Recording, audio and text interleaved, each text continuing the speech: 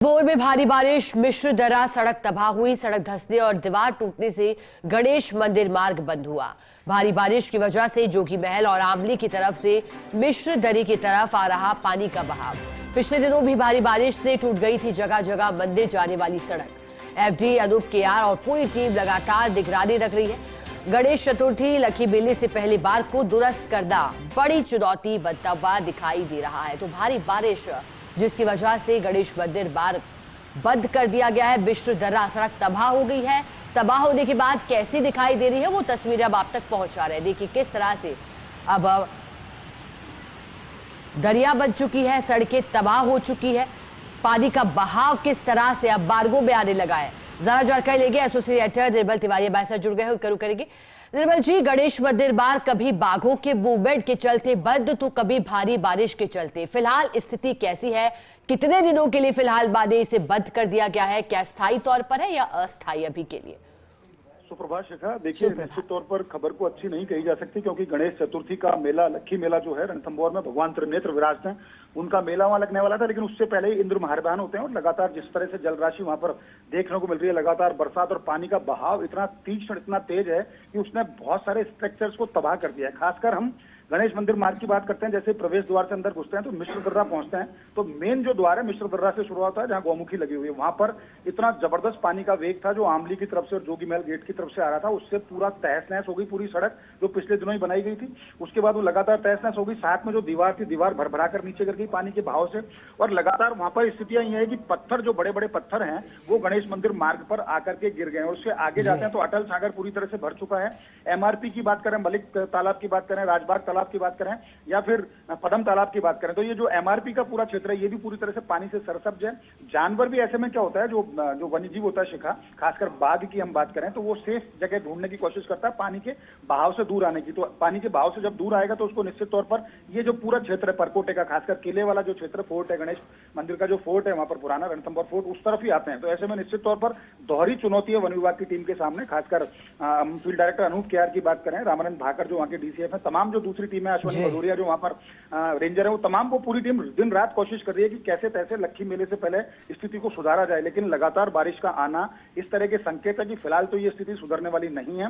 बरसात एक बार की रुक भी जाती है, पानी का बहाव रुकता भी अगले 24 घंटे के अंदर। तो चूंकि इतनी जल्दी में उस रास्ते को दुरुस्त करना और वहां पर लक्खी मेले के लिए श्रद्धालुओं को आवागमन को सुनिश्चित करना बहुत बड़ी चुनौती है। असंभव तो नहीं है लेकिन निश्चित तौर पर ऐसा लगता है कि बहुत बड़ी चुनौती है क्योंकि उसके आगे भी जाएं तो बालेर वाला क्षेत्र है, उधर खंडार का पूरा क्षेत्र है, इधर बोदल वाला जो इलाका है, यहाँ पर भी घोड़ा वाला जो इलाका है, लगातार पानी की जो आवक है वहाँ बहुत तेजी से बनी हुई है। तमाम नदी नाले उफान पर हैं। औगड़ पुलिया की बात करें तो पिछली बार उसको टूट गई थी, इसको दुरुस्त कराया गया था, इस बार फिर उसमें डैमेज हुआ है। तो पूरा रणथंभौर इस समय पानी, पूरे जो कहते हैं ना कि इतनी जबरदस्त जल राशि वहाँ पर देखने को मिलती है कि पूरा क्षेत्र जलमग्न है। खासकर अमरेश्वर, जोजेश्वर की बात करें, वहाँ भी पानी का बहाव बहुत तेज है, झरने बहुत तेजी से बह रहे हैं। तो निश्चित तौर पर गणेश मंदिर मार्ग को दुरुस्त करना बड़ी चुनौती है। लेकिन हम तो यही ईश्वर से कामना है इस तरह की भगवान श्री गणेश की जल्दी से जल्दी वहाँ ऐसी स्थिति सामान्य हो, लक्खी मेला भी सुचारू तौर से हो। लेकिन निश्चित तौर पर चुनौती है, वन्य जीवों से बचना चुनौती है, रास्ते को दुरुस्त करना चुनौती है और लक्खी मेले को सुचारू रूप से चलाना निश्चित तौर पर बहुत बड़ी। बिल्कुल निर्मल जी, आपने ठीक कहा। बहुत शुक्रिया आपका साथ जुड़ने के लिए, जानकारी के लिए। आगे बढ़ते सवाई माधोपुर से मिल रही बड़ी खबर का रुख करते हैं।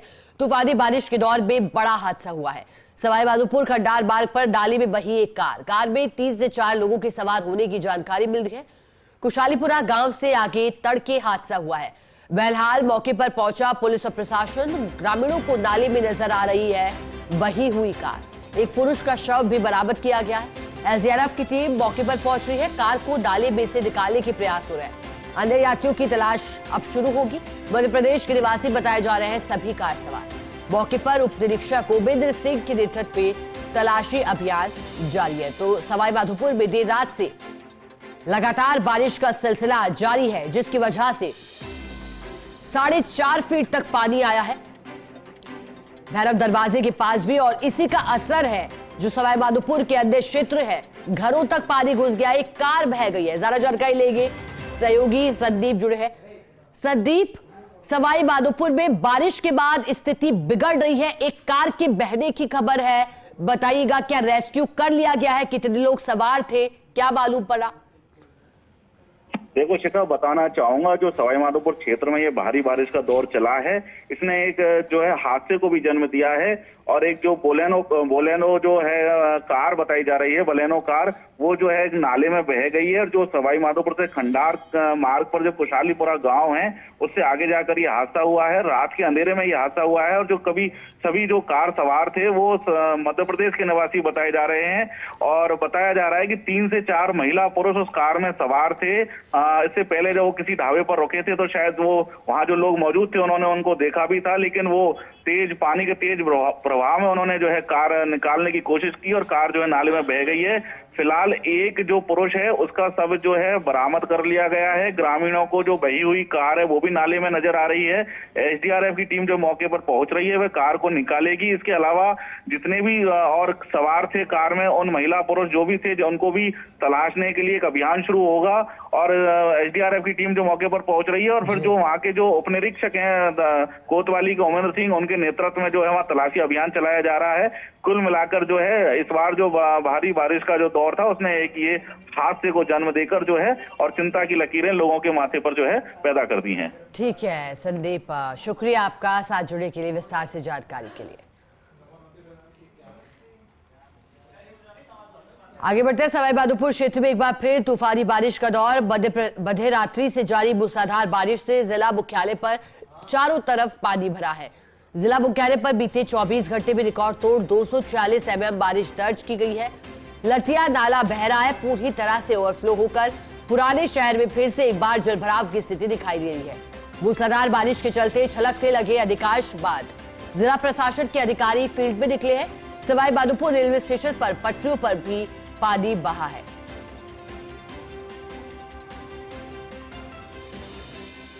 देखिए सवाईमाधोपुर में भारी बारिश के बाद रेलवे स्टेशन की तस्वीरें हैं। पानी ही पानी चारों ओर दिखाई दे रहा है। पूर्वी राजस्थान में सबसे ज्यादा मेहरबानी इस बार मानसून की देखी गई। जून में जब समय से पहले मानसून ने एंट्री ली, उसके बाद जुलाई में भी आफत भरी तस्वीरें कोटा अंचल से आने लगी थी। इसके अलावा बारा हो, बूंदी हो, झालावाड़ हो, सवाईमाधोपुर हो, दौसा हो, यहां सबसे अधिक कहर दिखाई दिया। बाढ़ जैसे हालात भी बनते दिखाई दिए। सवाईमाधोपुर में अब स्कूलों की छुट्टी भी हुई है। परिषद ने अपने बच्चों को स्कूल ले जाने से इनकार किया क्योंकि मौजूदा परिस्थितियों में ये जरूरी है कि अपने स्तर पर ही तैयारी हो और अलर्ट रहा जाए। मौसम विभाग की चेतावनी के मुताबिक प्रदेश के अलग अलग क्षेत्रों में ऑरेंज और येलो अलर्ट है।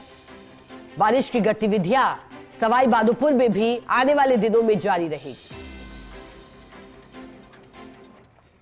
बूंदी में 2 दिन से लगातार बारिश का दौर जारी है। कई गांवों का संपर्क जिला मुख्यालय से कटा है। दबाना क्षेत्र की नदियां उफान पर है। घोड़ा पछाड़ नदी में पानी की आवक तेज हुई है। हरिपुरा श्याम गांव के बीच नदी निकल रही है। शामू पुलिया के ऊपर से 4 से 5 फीट पानी बह रहा है। वहीं नमाना से बरुंधन तालेड़ा मार्ग की पुलिया पर 2 फीट पानी, दोनों ही तरफ आवागमन बंद हो गया है। बूंदी में बारिश का दौर, जिसके चलते नदियां उफान पर आ गई है क्योंकि पानी की आवक लगातार हो रही है। 3 तस्वीरों से समझिए बूंदी का हाल बारिश के बाद। देखिए एक तरफ घोड़ा पछाड़ नदी में पानी की आवक हो रही है, नदियां उफान पर है। प्रयास अब पानी निकासी के हो रहे हैं। संपर्क कट गया है जिला मुख्यालय से।